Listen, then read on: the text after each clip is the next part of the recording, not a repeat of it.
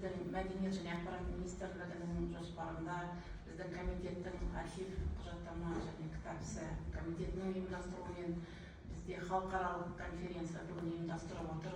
Жаңағы ғана комитеттің қызметкері сіздерге үлкен сайттың ашылғаны жөнінде айтты. Сол жұмыстарды біз Қызылжар өңірінде өзінің деңгейінде өткізудеміз. 100 жылдық, 102 жылдық тарихы бар облыстық архив өте құнды құжаттармен толыққан. Өте құнды құжаттарымыз 19 ғасырдың орта кезінен, ал енді ресей архивтерінен алынған құжаттар 17-18 ғасырлардың құжаттар көшірмелері бар. Абылайдың ақ үйі тағы.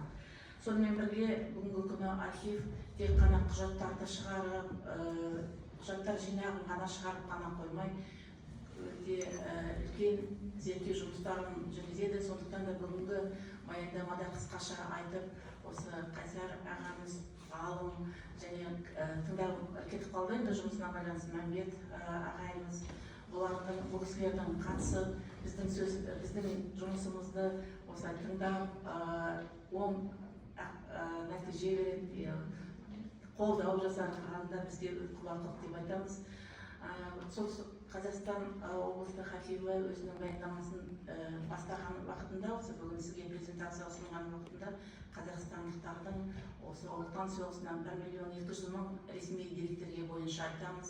Барлық ұлы отан соғысының керемет ірі шайқастарына қызылжарлықтар да қазақстандықтардың ішінде қызылжарлықтар қатысқан. Москва түбіндегі жаңа 316 атқыштар дивизиясында біздің Қызылжар өңірінің азаматтары бар. Сонымен бірге біз Ленинград түбіндегі шайқастарда Ленинградты қорғаған, Волгадасын қорғаған. 1941 жылы шілде айында Петропавл қаласында құрылған 314 атқыштар дивизиясы туралы айтамыз. 10 мыңнан астам азаматтар, оның 70% солтүстік Қазақстанның тұрғындары. Сол жөнінде айтамыз. Бүгінгі күні біз архив, облыстық архив Ұлы Отан соғысының, ұлы жеңістің 65 жылдығына, 75 жылдығына Қазақстан соғысқа қатысқан солтүстік қазақстандықтардың тізімін анықтадық.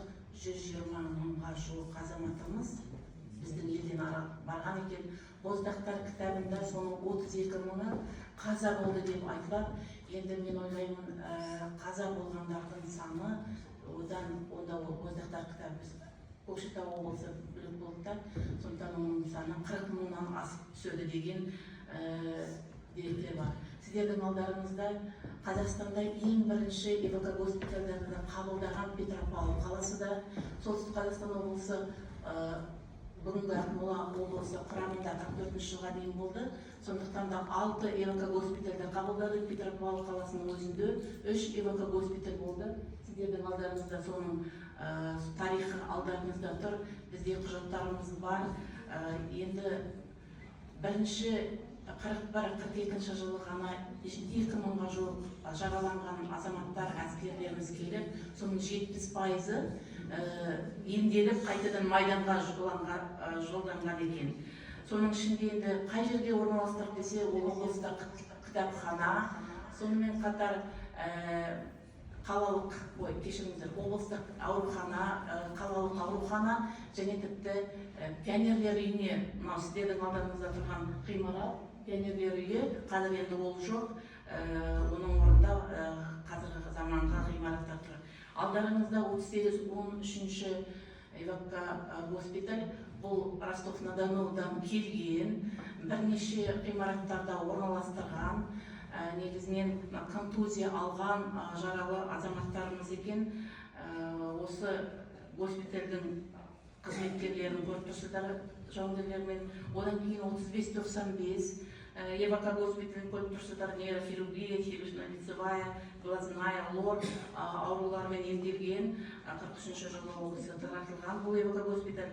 Және де ең көп түскен госпиталь жаңағы 24-те 46 ЕВК госпиталі облыстық ауруханаға шақырылған.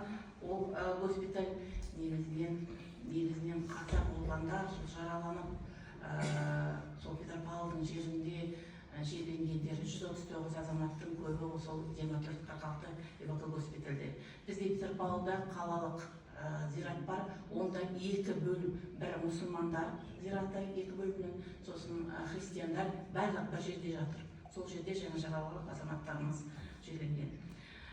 Біздің деректердің негізінде, Подольскадағы архивтің деректердің негізінде, басқа жердегі архивтер негізінде біз Кеңес одағының батырлары анықтадық. Ол 55 Кеңес одағының батырлары солтүстік қазақстандықтар. Сосын соған теңелген кавалер орденов славы трех степеней дейді. Олар 11. Ең бірінші Кеңес одағының батыры атағын алған қазақстандық, бұл солтүстік қазақстандық Сергей Гуденко алдарыңызда тұр. Және де ең соңғы 45 жылдың соңында алған тағы да біздің солтүстік қазақстандық деген азамат. Келесі жібере беріңіз. Әртүрлі ұлттың өкілдері көріп тұрсыз. Қазағы бар, татары бар, немісі бар, орысы бар, украиндар бар.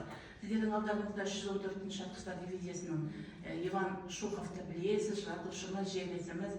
Соның 41-42 жылдары сол өзіміздің жерлестерімізге барып, елден сыйлықтар апарып барғандарының сурет фотосы. Мынау картасы 114 атқыштар дивизиясының.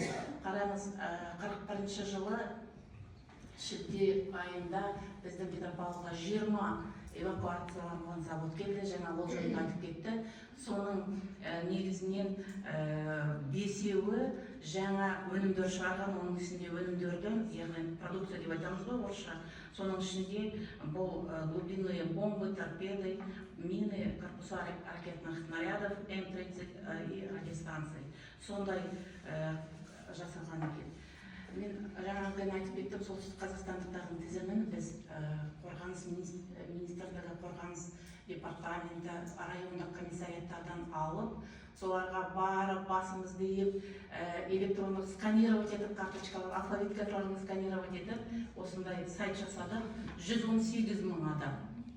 Фамилиясы, аты жөні, наградасы, қай жерден шақырылды, қандай қаза болды ма, елге оралды ма, осындай ақпарат бар. Кезгелген қарауға болады. Енді келесі. Сіздердің алдарыңызда жаңа қыздардың ерлігін айтып отыр. Мен де солтүстік Қазақстанда Қызылжар өңірінің керемет қызы, алтын Мұхамеджан қызын айтқым келіп тұр. Бұл жөнінде Ихсатова, бұл жөнінде Ләйла «Женщины Казахстана на войне» деген кітапта қысқаша болса, мы нашли больше информации.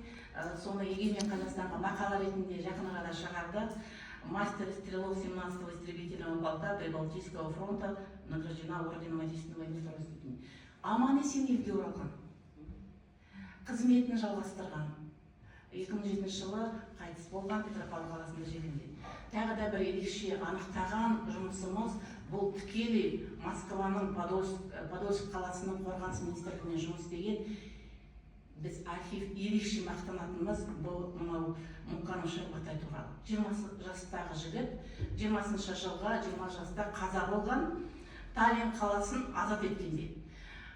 Таллиндіктер кеңес уақытында оларға әрбіреуіне бұл 4 жауынгер 109-шы атқыштар дивизиясының құрамында болған. Сонда командир табличкаға жазған кезеңде Мұқанов Шарбатайды Луканов деп жазып кеткен. Соны хатты жазып, дәлелдемелерін Миноборонаның справкасын алып, Таллинге, музей Второй мировой войны соған хат жазып, олар бізді керемет қолдады. Сөйтті де өте әдемі таблицаны қайтадан өңдеп жазып, гүл шоқтарын қойып, бізге осылай ақпарат жіберді. Керемет емес пе? Таллиндік әріптестердің көп рахмет. Келесі. Сергей Азимовпен бірге отырып, Қайрат Сарыбаймен бірге отырып, Европада қазақ батырын, қазақ халқын атын шығарған Касси Сибераның кім екенін анықталды. Оны архив анықтадық. 43 жылы декабрьде ерлікпен италияның фашистермен соғыста жараланып ауыр қаза болған азаматымызды 80 жыл бойы славян халқы марапаттап, мадақтап, зиратына гүл шоқтарын қойып жүрген екен.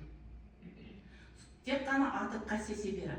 Священник қайтқан уақытында өзінің кітабына жазып қойған екен. Касси Сибера, Октябрьский район, село колхоз бағының аты, шешесінің аты.